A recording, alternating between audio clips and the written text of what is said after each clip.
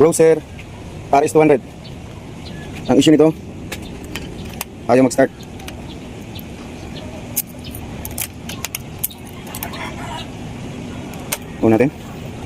Bukan natin start.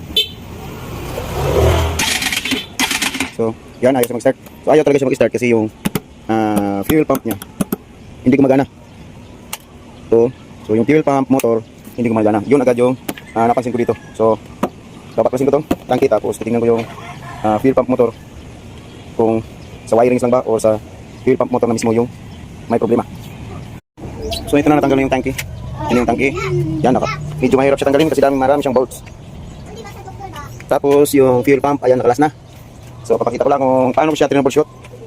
So chinik ko yung linya muna bago ko kinalas yung fuel pump motor. So ito yung sakit niya papunta sa fuel pump motor.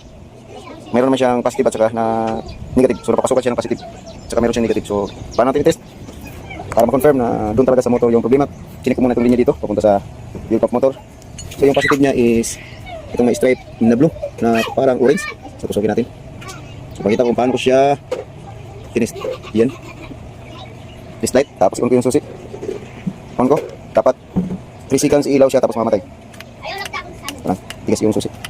I-on ko yung ignition switch. Dapat ilaw siya within 3 seconds. Tapos mamatay siya.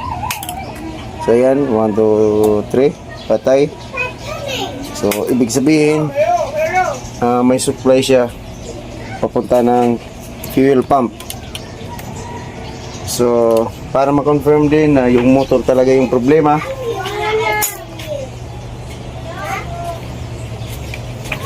tinanggal ko na yung motor. So ito yung motor niya.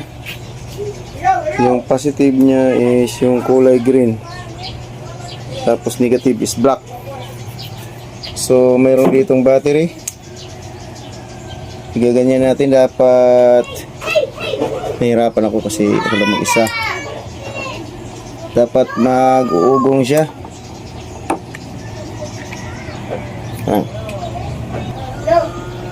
So ayan, ano natin dito sa battery, i-tap natin. Dapat uugong yung motor. Dapat magre-respond siya. So ayan. So hindi nag-ugong. Walang narinig na ngiw-ngiw o ngiw-ngiw yung motor. So hindi siya nagre-response.